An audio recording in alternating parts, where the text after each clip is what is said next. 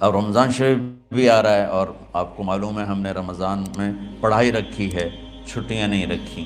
جب میں نے حسنین شروع کیا 1999 میں، تو اللہ نے میرے دل میں یہ بات ڈالی کہ رمضان تو علم کا مہینہ ہے، انا انزلناہ فی لیلۃ القدر، اور چاروں آسمانی کتابیں رمضان میں اور سارے صحیفے رمضان میں۔ پتہ نہیں اللہ کو کیا پسند تھا اس مہینے کا۔ حضرت ابراہیم علیہ السلام پر چھوٹی کتابیں اتری یکم رمضان کو، حضرت موسیٰ علیہ السلام پر تورات اتری 2 رمضان کو، حضرت داؤد علیہ السلام پر زبور اتری 6 رمضان کو، حضرت عیسیٰ علیہ السلام پر انجیل اتری 12 یا 18 رمضان کو، اور اللہ کے نبی پر قرآن اترا فی لیلۃ القدر، لیلۃ القدر میں اترا۔ تو سارا آسمانی علم رمضان میں اترا۔ سارے مہینوں کے نام عربوں نے رکھے، محرم، صفر، ربیع الاول، ربیع الثانی، جمادی الاولیٰ، جمادی الثانی، رجب، شعبان، رمضان، شوال، ذوالقعدہ، ذوالحج۔ اس میں جو رمضان ہے یہ نام اللہ نے رکھا، باقی مہینوں کے نام تو رکھے عربوں نے۔ پھر ان کی زبان پہ اللہ لایا رمضان، چونکہ ابھی تو دنیا بھی نہیں بنی تھی اور اللہ نے قرآن کی تلاوت فرمائی تھی، تو اس قرآن میں تھا شہر رمضان الذی انزل فیہ القرآن۔ تو رمضان کا نام اللہ نے پہلے سے چن رکھا تھا، پھر ان سے رکھوا دیا۔ رمضان کہتے ہیں رمض یرمز، جل جانا، جل جانا۔ رمضان کو رمضان کیوں کہتے ہیں؟ کہ اس میں گناہ جل جاتے ہیں۔ مسلمان پہلا روزہ رکھتا ہے اور اس کے گناہ اللہ جلانا شروع کرتا ہے، اس کی بھوک پیاس کی آگ میں گناہوں کو ڈالتا ہے، جلاتا ہے۔ آخر 29 رمضان یا 30 رمضان آخری رات اللہ تعالیٰ اس کی پچھلے سال کے سارے گناہ معاف فرما دیتا ہے۔ تو اس کو اس سے تشبیہ دی گئی کہ جیسے جلنے سے چیز ختم ہو جاتی ہے، رمضان کے روزے کی بھوک اور پیاس کی تپش سے اللہ تعالیٰ پچھلے سال کے سارے گناہوں کو معاف فرما دیتے۔ تو مجھے خیال آیا اس وقت جب ابھی بالکل کزرع اخرج شطأہ تھا، ہمارے مدرسے کی مثال کزرع اخرج شطأہ، دعا کرو اللہ تعالیٰ فاستغلظ فاستوی علی سوقہ اسے بنا دے۔ امید تو ہے کہ کچھ شکل اللہ نے بنا دی، اللہ اسے پوری دنیا میں پھیلا دے۔ میری تو تمنا ہے کہ ایک ایسی مثبت سوچ کے علماء کے اللہ میرے ذریعے سے تیار کروا دے جو امت کو جوڑنے والے ہوں، توڑنے والے ہوں۔ کتنا ظلم و ستم ہے کہ پیسے بھی لیتے ہیں اور امت کو توڑ کے چلے جاتے۔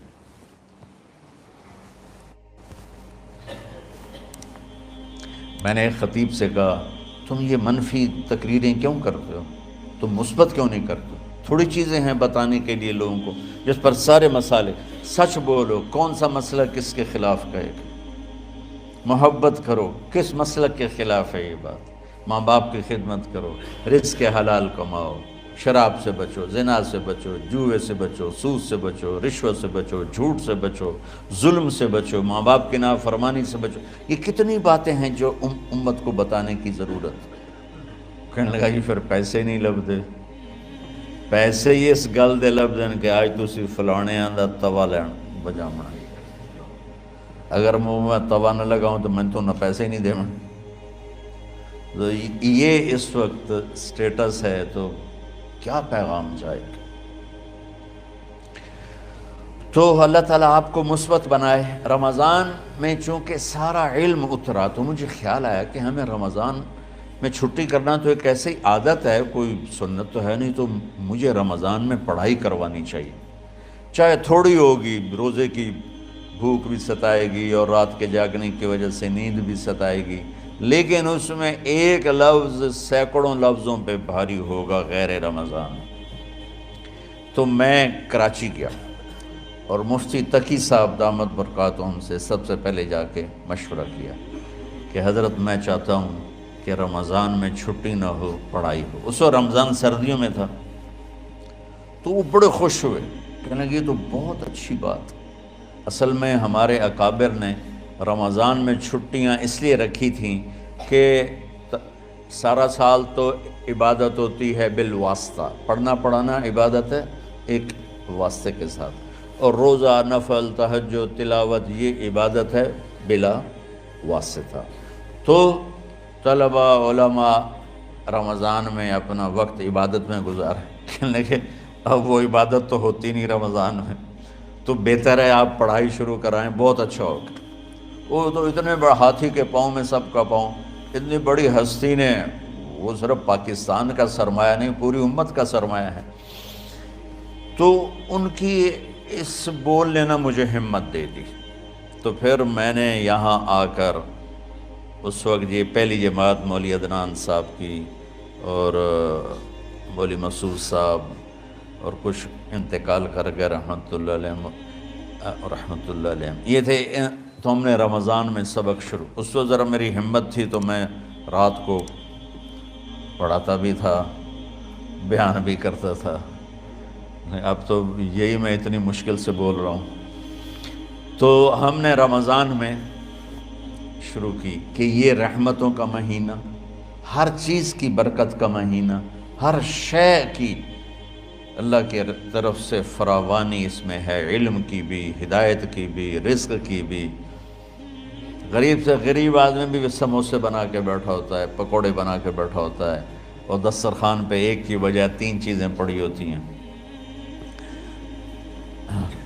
چاہے رمضان کے بعد سب کے پیٹ خراب ہوں، ایک واری تک کھانے دی تباہی پھیر دیں۔ روزے کا مقصد ہی فوت ہو جاتا ہے۔ روزہ تو ہوتا ہے بھوک کے لیے، پر وہ اتنا کھاتے ہیں کہ سحری کا کھانا افطاری تک ہضم نہیں ہوتا، اور افطاری کا کھانا سحری تک ہضم نہیں ہوتا، پر انہیں دونوں کا ہی کھاونا ہے۔ کہتا بھوک نہ لگے، بھوک نہ لگے، وہ بھوک لگنے کے لیے تو روزہ ہے۔ ایک تو یہ جسم کو صاف کرتا ہے، دوسرا غریبوں کی غربت کا احساس پیدا کرتا ہے کہ جو بھوک تو آج برداشت کرتا ہے، غریب روزانہ یہ بھوک برداشت کرتا ہے۔ تو اللہ کے غریبوں کا، غریب بندوں کو کی خدمت کر، ان تک اپنے مال پہنچا، اپنا اللہ نے دیا ہے تو ان کو بھی اس میں شریک کر، قبر میں لے جائے گا۔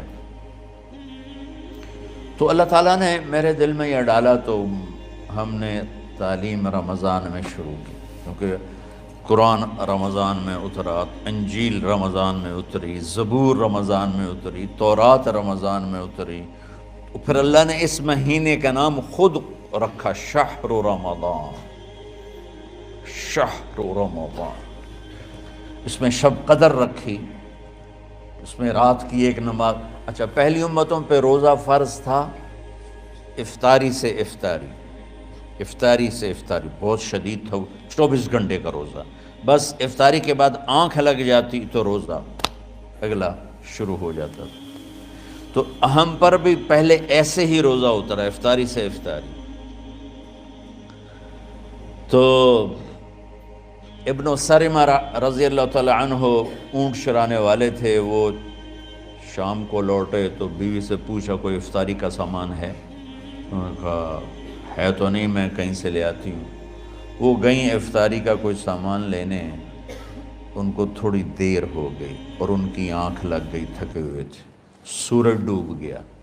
جب وہ آئیں تو ان کا ہائے سرمہ تو ہلاک ہو گیا۔ کہ کیا ہوا؟ کہ اگلا روزہ شروع ہو گیا کیونکہ تیری آنکھ لگ گئی۔ تو انہوں نے کہا چلو کوئی بات نہیں، لیکن ظہر کے وقت بے ہوش ہو گئے۔ ایک روایت میں آتا ہے نماز پڑھنے آئے اور گر گئے، اور ایک میں آتا ہے گھر میں بے ہوش ہوئے۔ تو جو بھی صورتحال تھی اللہ کے نبی کو پتہ چلا۔ کیا ہوا سرمہ کو؟ کہا جی وہ افطاری کر نہیں سکے تو روزہ شروع ہو گیا تو بے ہوش ہو گئے۔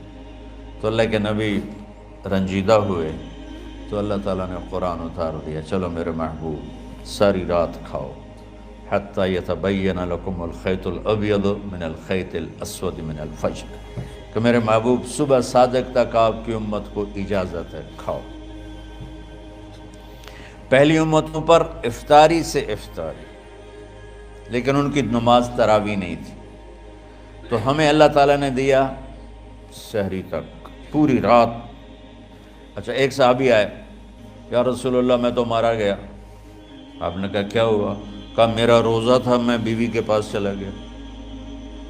آپ نے کہا تو پھر تو غلام آزاد کر، کفارہ دے۔ کہا جی میں تو خود غریب آدمی ہوں، غلام کہاں سے آزاد کروں، خریدنا پڑے۔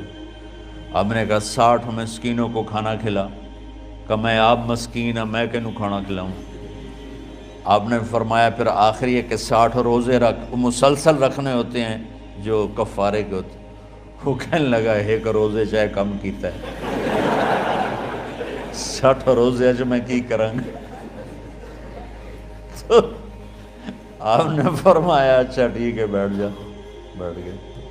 تھوڑی دیر ہوئی تو ایک انصاری صحابی کھجوروں کا ٹوکرا لے کر آیا، یا رسول اللہ یہ صدقے کی کھجوریں ہیں، تقسیم فرما دیں۔ تو آپ نے فرمایا بھائی وہ کدھر ہو؟ کہا جی بیٹھا ہوں۔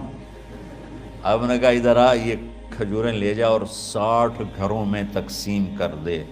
سبحان اللہ، اللہ نے اس امت کو لاڈ لڈائے ہیں، یہ اللہ کی لاڈلی امت۔